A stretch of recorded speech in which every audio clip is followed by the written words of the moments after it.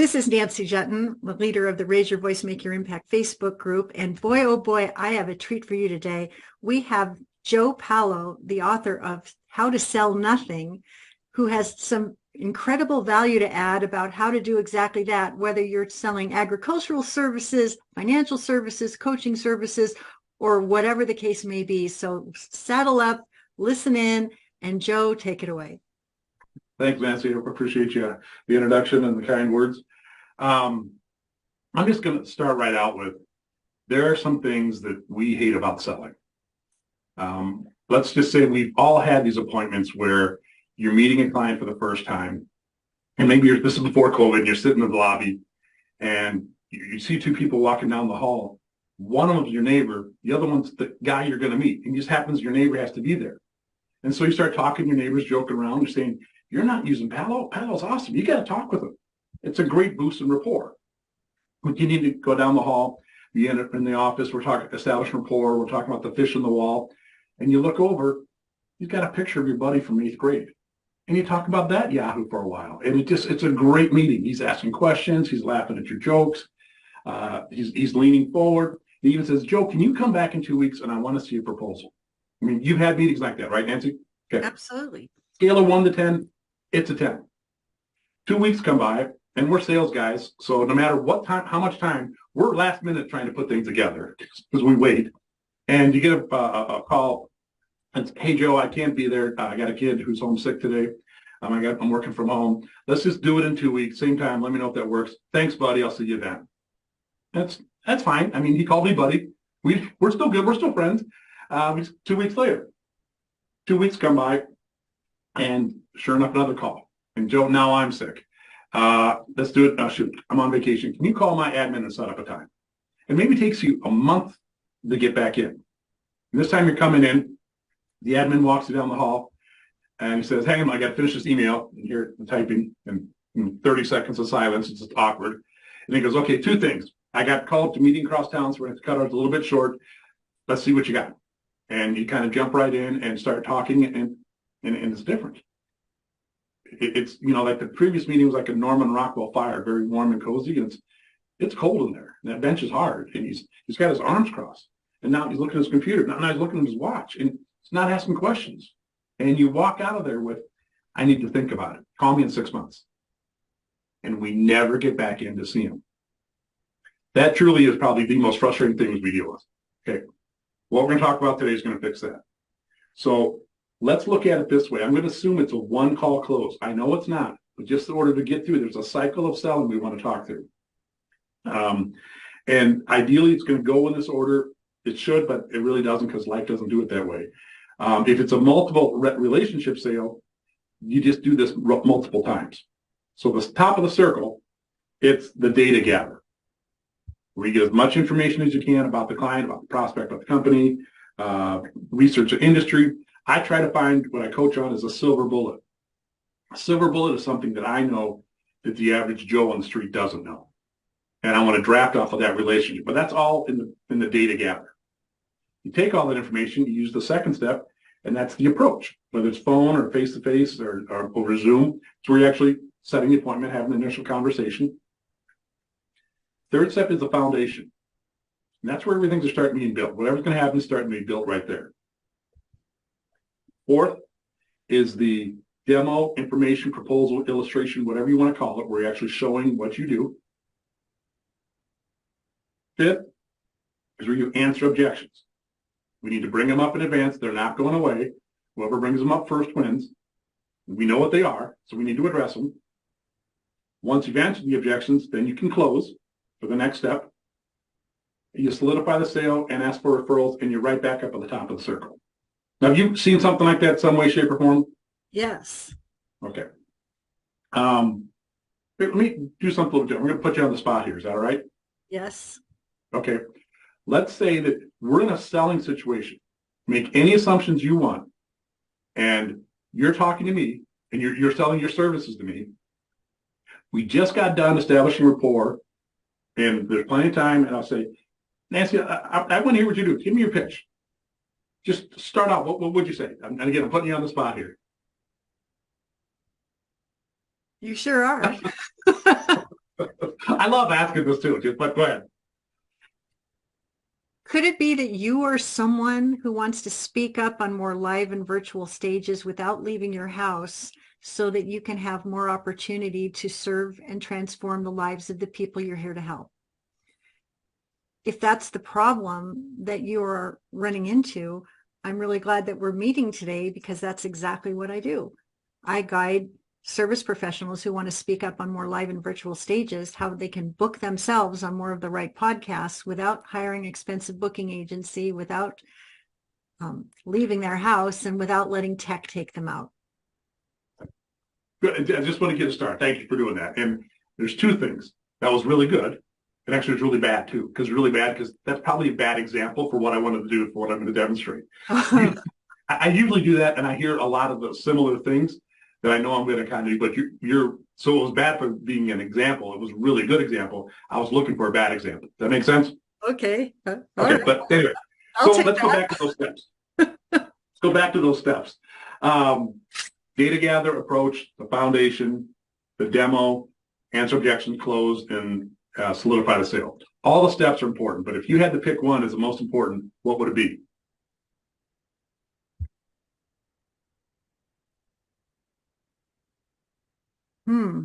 I think the data gather.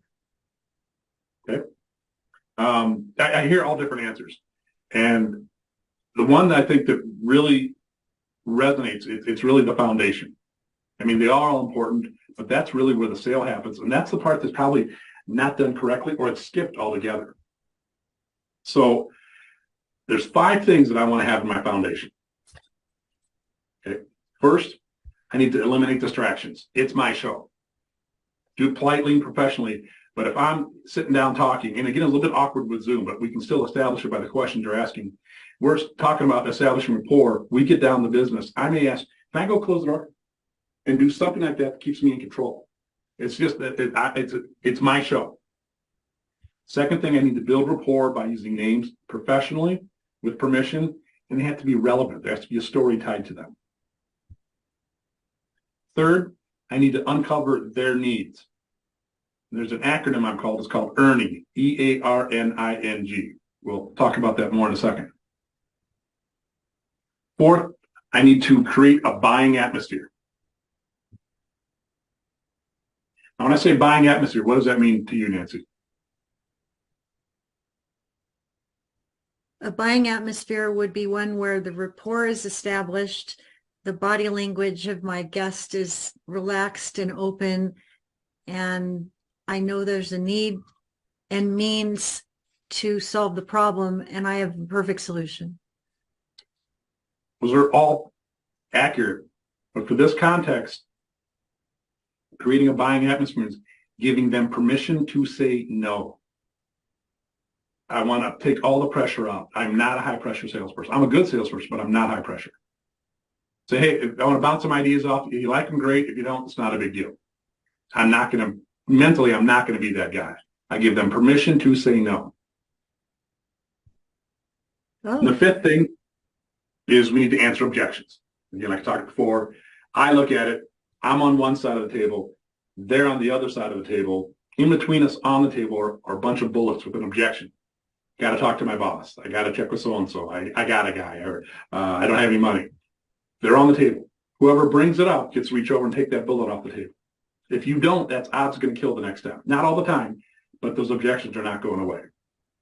So that's what we need to have in the foundation, or I'm sorry, in the foundation piece. Now I talked about earning, that acronym.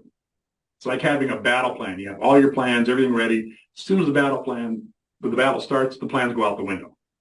Well, this earnings an acronym. It can allow for that. It doesn't have to be in this order. You can skip a step if you need it, but each letter stands for a thought or a question or a process I got to go through. And earning is better suited for a longer sales cycle and a relationship sale. Okay. The E stands for I just need to evaluate their current reality. It's your data gather. You're asking a ton of questions. And I think most salespeople do that. I mean, I look at it, if I'm going to show them a similar product, make an apples to apples comparison, I got to ask enough questions so I know what type of apples they have. If I'm going to show them apples to oranges, I still need to ask enough questions to know what type of apple they're starting out with. So E is just evaluate the current reality. The A stands for what are the advantages of what they're currently doing? What do they like about their current, let's say it's an advisor. And I get pushback. And I say, Joe, I don't think I want to ask that question. I'm kind of almost bragging or setting my competitor up. And I love asking, what do you like about what your current person? Because one, no one else does that. I get different results because I do things differently. So it really it makes me unique. Two, it screams confidence. You're not going to the kitchen. You're going where it's hot in the kitchen. Just by you asking that, you're on a different playing field. The biggest reason, they're literally telling me they're hot buttons. That's why they're going to change. In the back of my mind, I'm thinking 5 minutes or 5 months when I close, I got to have that. And I'm not going to know unless I ask. What do they like about what they're currently doing? That's telling me I got to sell that too. That's the E and the A. The R, revise. What do they want to change? This is the major reason why they're going to go forward. And I think, and nowadays, we're too busy to sit down and talk to somebody unless there's a need there. It's just, things move too fast. I don't start out with this. I want to ask, what do they evaluate? What are the advantages? Get some question answers. Then I'm going to hit them with this one. But this is what they need fixing. And no. Who can say no? Who in the decision-making process can say no to me, you partnering with me for whatever the deal is?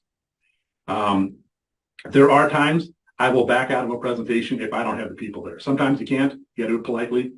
But one of the worst things in sales is to go through your whole pitch and then have someone say, great, Joe, I got to go talk to my boss and see what she thinks. So, great. Now I got to come back in 2 weeks and do my dog and pony show again.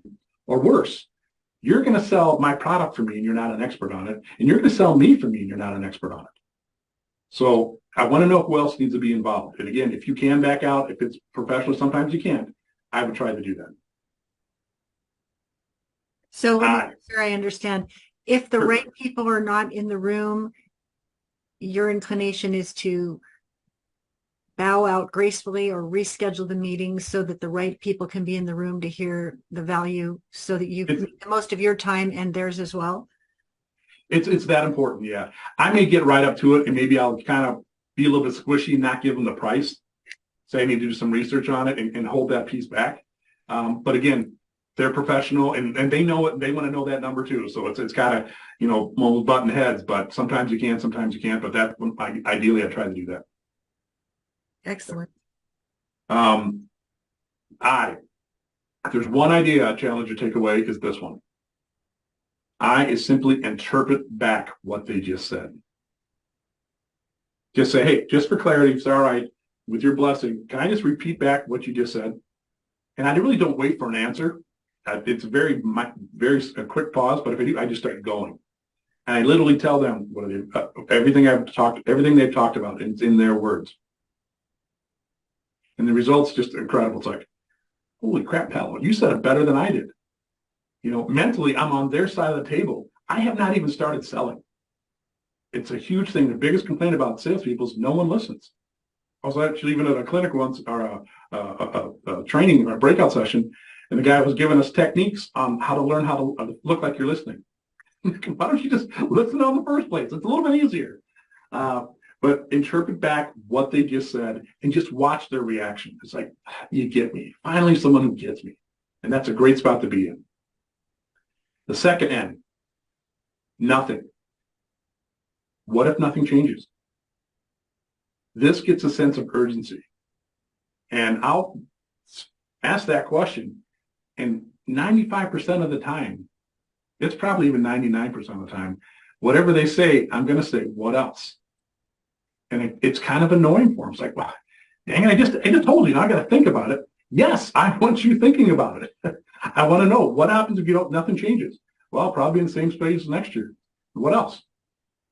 Well, I guess we're not growing. Well, tell me more about that. And I really want that piece clear because that's my sense of urgency. Now, G is for gain. Just curious, if we took care of that problem, what would that allow you to do? We freed up that block of time. What would you do with that? That all making sense? Yes. If we took care of that problem, what would that allow you to do? Yep. Yep. Now, here's kind of an example. And I use stories that are a little bit goofy, but let's just say the story may be goofy, but the idea is pretty solid behind it. Let's say that you're having headaches and you're going to go to a doctor. Your doctor refers you to a specialist. No matter what time you get there, you spend 10 minutes in the lobby. They call your name, you graduate, you spend another 10 minutes in the exam room. And I used to sell clinics on site. I spent a lot of time with doctors. And doctors only get about 5 minutes of time with you. They're peer rated. Let's say this doctor comes in, shakes my hand, says, Joe, nice to meet you. Points to the plaque on the wall and says, here's right my undergrad. I interned over here, had my residency over here. Here's a list of my patients. They're de-identified, but I got the BMI, body mass index. That's a real healthy group there. And here's how much money we've raised last year in the community. We're very philanthropic and believe in helping those less fortunate. And we're going to build a maternity ward that's going to rival Mayo up in Minnesota. And hey, I'm running out of time. You're having headaches? Why don't you take 2 aspirin and call me in a week? Just show up, throw up pitch. We've all seen it. We've all done it. And it's all about him. What's the chances of me taking his prescription as recommendation? I want that doctor saying, what's your family history like? What's your diet like? What's your stress level like? The fact that he's talking about a maternity ward is good, but I've got 4 kids. I really don't want to go in one of those rooms again. I mean, I'm glad he has it, but that's not for me. Doctors can't fix you until you tell them how or why. And we can't sell anyone until they tell us how or why. Those of you in leadership, it's the second book coming out, you can't lead anyone until they tell you how or why. It's the same principle. I love that. So it's very transferable. We have to earn the right to ask for their sale, to ask for the next step. And this is where it's kind of, the sales are lost. But if we go through this whole process, they've just told me how to sell them and what's important to them. They literally said, all I have to do is kind of tailor my demo to what they just said. Now, a side point here. If at any time during this piece, if they ask me a question, Joe, can you do X? Do you do executive coaching? It's easier. Yeah, I do it all the time. I just did it yesterday. It's what I specialize in. And I used to answer it that way. But I pulled back from that. Someone says, Joe, can you do executive coaching? Well, sure, I've done it before, but I want to answer your question in the right context. Why is that important to you? In other words, what they asked is important. I really don't want to answer it until I know why they asked it. Something happened to cause them to ask that question. I want to know what that is to answer it the right way, because my answer is so much more valuable. It's really being clear with that. Why did they ask that question? And then you get your answers a lot more valuable. Making sense? Yes. So if it's true that an organization needs executive coaching and they're curious if you offer it, you know that you offer it, but you ask, why is that important? And that opens the door for them to say, well, we've got a couple of bad apples on the bench. We need to figure out a way to get them leading in a better way so that they can accomplish magnificent things. Is that something you can help us with, Joe? Then you can say, I'm so glad to understand what's going on at a more granular level in your team.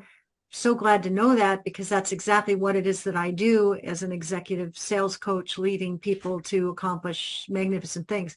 Then you've put the connection between you and they already feel like they're leaning in and thinking they found a solution, because they have the need, they have the means, but now they're looking for the answer. And you just showed up with a gift wrap bow. Yeah. Right? Well, a perfect example here. Let's take that example, go the exact other way. Well, I'm just curious why you asked that.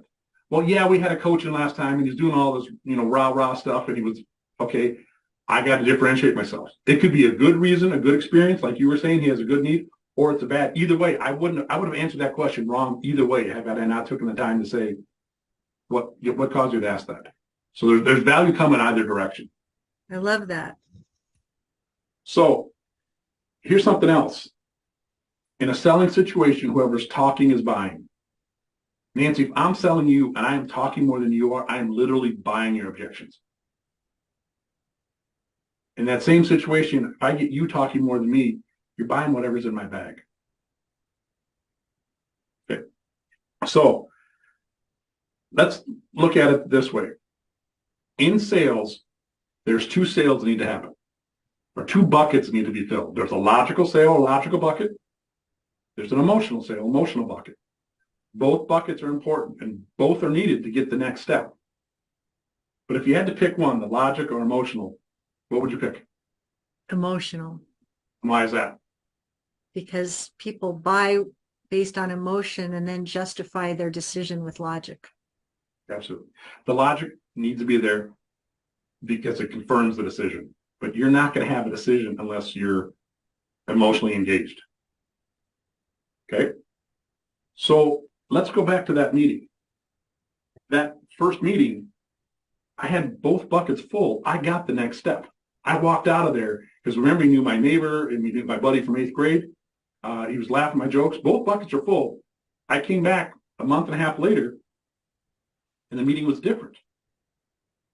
Well, the meeting was different because the buckets were different. Let's talk about the buckets. The logical bucket is filled with my voice, the salesperson. I'm the expert. And I'm good at it. And we have marketing departments got all this data.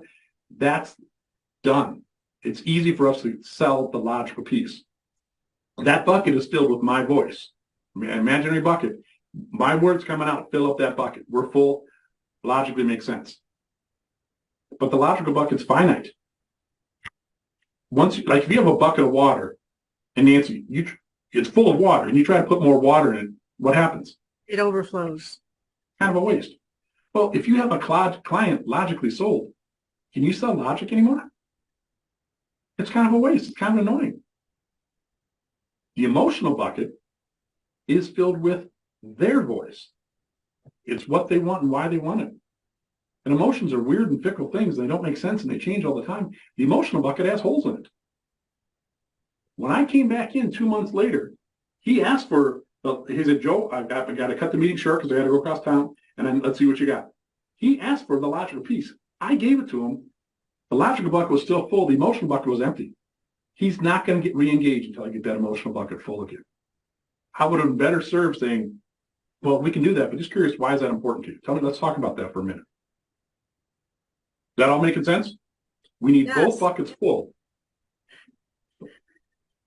So let me ask you a question.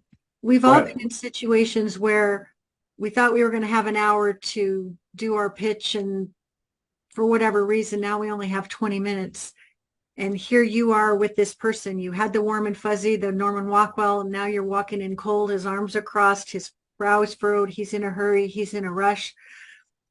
You have far less time to make that impact. So how do you manage what's going on in your internal dialogue? Like you just said, well, I can certainly go bottom line it for you. You know, here's the logical solution to the problem. Let's get this party started. But what bridge words or what do you do to try to turn the tides to the emotional bucket quickly? Let's hold on that question. I think I'm going to answer in a different way. And if I don't, then come back to it. But let's look at the earning piece. Most of that is logical, right?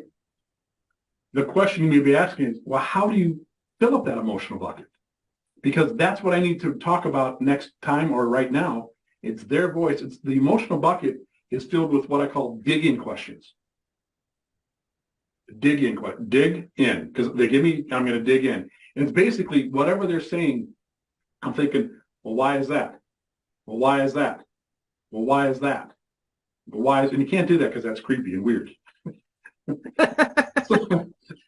So I don't recommend doing that.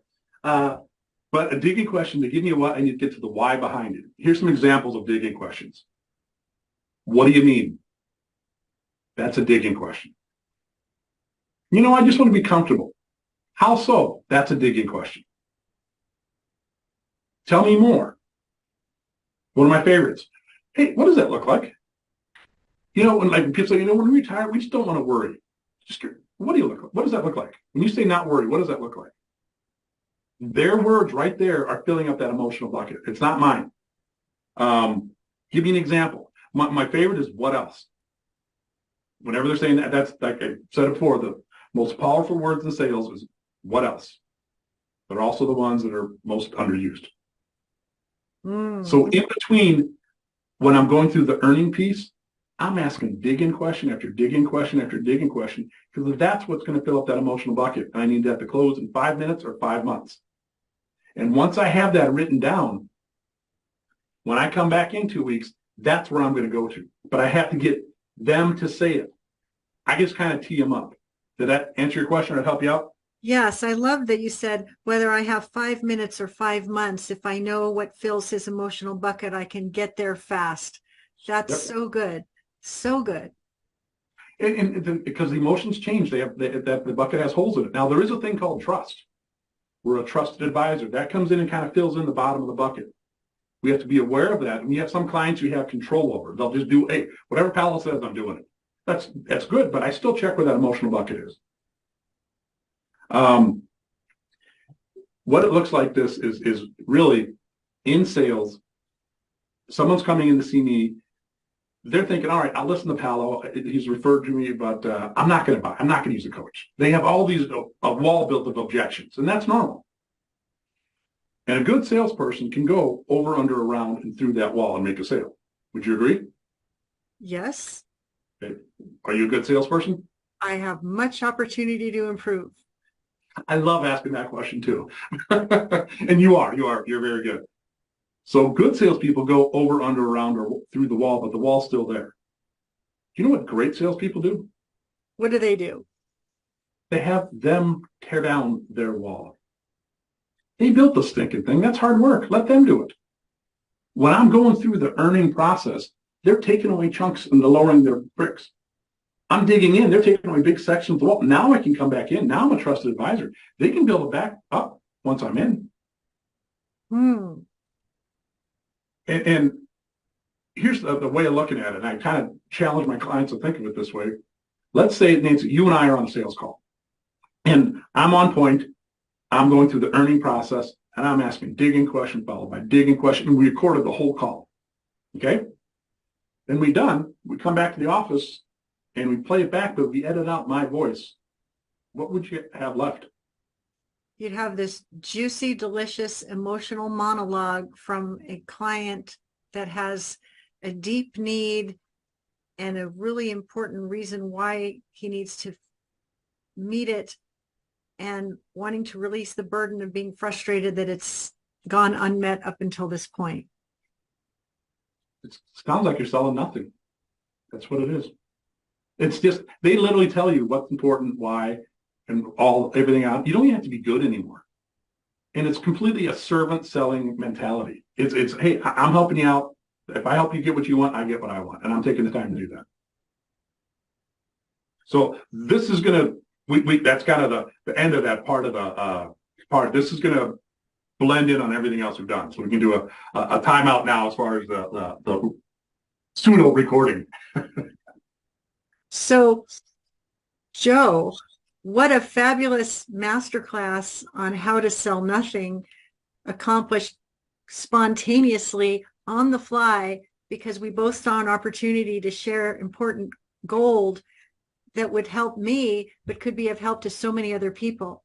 I can't thank you enough for sharing that with me. And I'm pretty sure that people are going to want to get in touch with you to find out how you might be able to help them sell more of nothing.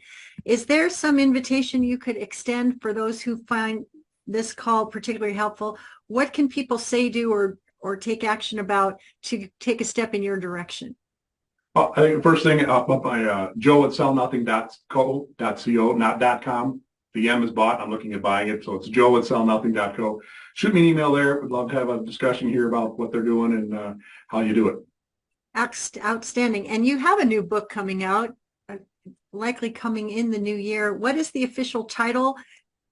It's How to Sell Nothing, a logical way to make the emotional sale. Well, I'm pretty sure people are going to want to buy that book or avail themselves to it based on what you've shared with us today. So thank you so much for being my spontaneous guest. I look forward to having you back on the program very shortly to see what next you've got to share along this earning system and how to sell nothing, because here we are at this particular point in the year where we've just got a few more weeks before this year turns into the new one. And I think the information you shared today is invaluable. So thank you so much. Well, thank you. It's fun. I appreciate it.